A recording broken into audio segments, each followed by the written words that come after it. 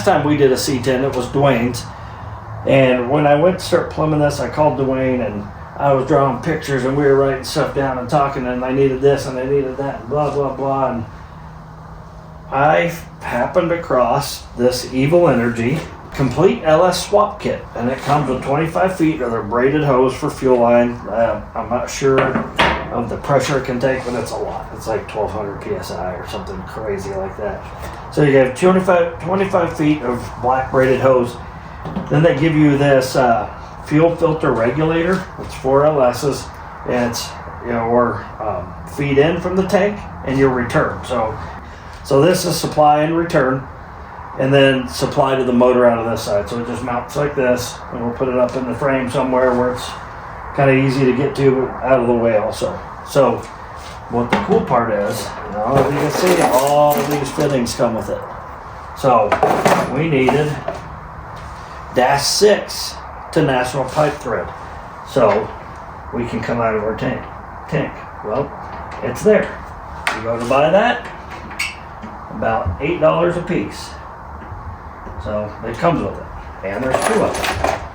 So we have our supply and our return. If you're new here, welcome to the family. The people subscribe to this channel. Subscribe to see me. They're the ones who actually fix their own cars and don't pay dealer prices. Save money. Hit subscribe and join them. I drop new guides every week, so you never have to overpay again. We'll get it. I'll tighten all this later. Right now, we're just trying to see where everything fits. And we also have the vent to put in here. We do have the vent. Sorry. We do have the vent that came with our tank. We just need to find a line and a place to mount it. It needs to be above the tank, so it needs to be like in here somewhere. So anyway, that's what the third one is for. Then I want to come out here, and that's pretty straight shot, but I want to, this one, I want to turn and head that same way. So it comes with, I think that's 45 degrees there, to their line. So we'll go over cutting this in a second. Right now, I just want to kind of get everything set. First thing we want to do, I believe, what I'm going to do first, is I'm going to get this set up on the frame rail, and I think I have a good spot. So this is the end that's going to the motor. So you see how it's got those clips. They give you this sweet little push in. Just go like this, and hopefully it'll. So the second one we want to do is these pretty cool little lock-in deals that go here. Just go in the back of these, and they slide on. You just kind of hold these and turn them just like that. And they get on there. They lock in, and we'll tighten them here in a second once we get them all on. And this one's a little smaller for this side. That one a lot easier. Anyway, so there, we got it all set up, as you can see. Return, in, out. I think gets us all the -6s on all our ends. And we have a good place on the frame that already has a nice hole drilled. So we're gonna get it put on there. We'll get these tightened down. It's an 18 that holds us back. You got these thin wrenches. That's cool because it's pretty small. If not, whatever. Just got to make sure you don't overlap. Nice and tight there. So this is ready to install. Let's go find a place on the frame. Let's get our ground back on here, shall we? That's a good idea. When we came in here, when I was looking for somewhere to mount this, we know we have to go over here. We have our C-notch, we have our shock mount, but I don't want to get too far away because it takes a ton more hose that way, because you have to go 2 instead of 1, but we want enough room to get our return. So I found this nice hole right here. Be a nice location, easy to get to, plenty of room.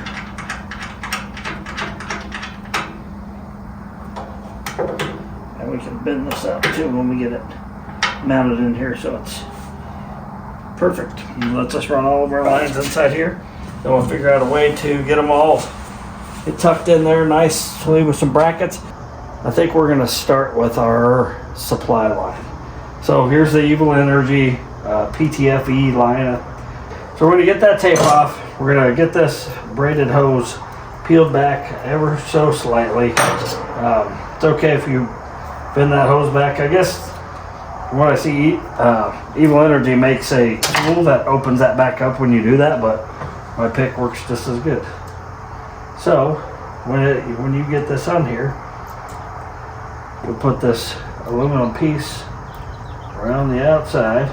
One of the things you want to make sure you do is get this piece on here right now before you do that. So this is the other side, so I don't have to worry about it. So when you put that aluminum piece on there, bang it in there.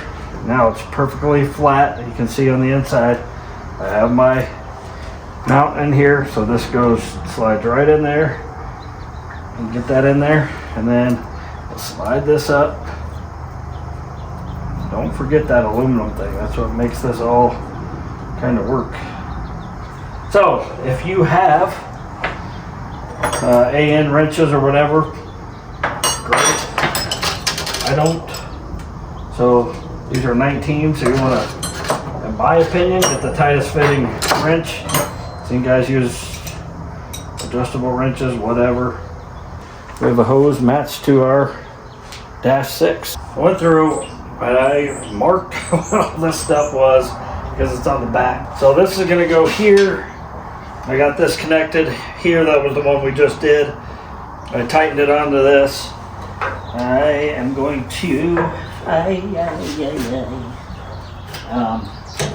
just temporarily get this bolt back in here.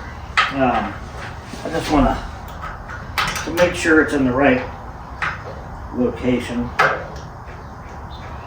Okay, that bolt's in there, so we'll run this. Now you can see this return supply, and then same thing on here, return supply. So I have that hooked into my supply, and it's going to go up over the C notch, and then we're going to go in this area here, and I want this to go to fit all the way, to have enough that it can go all the way back. So I'm going to get that marked. We're going to put that on there, and then we're going to start the next one. It's really pretty simple. This is really cool. I like the ability to bend this however I want it without having to use a bender and a straightener to get all the, and make sure you don't kink anything. This is really nice, guys. We'll see how it works in the end, but so far I'm really digging this. So they recommend to cut this with some kind of angle grinder. So anything you squeeze like this is going to crush that inside, and then you're going to have to reshape it and then try to get that aluminum thing over there, and it's not that easy to get that thing to go over. So I'm going to use my grinder to cut this. Okay, so the recommendation from Evil Energy, they say use painter's tape. That way I have a nice straight area to cut here. So let me get this cut. We'll get that this off. This has the compression in it, this 45. So we'll be able to crush this on here. I ran a 45 and a straight in, and I'm gonna order some of those clips from Evil Energy. Then I ran it down over there into that return / filter, then through there, and then all the way up front, and then it's just hanging there, and I have it wrapped around the frame there. But that's it, nice and clean. As soon as I get some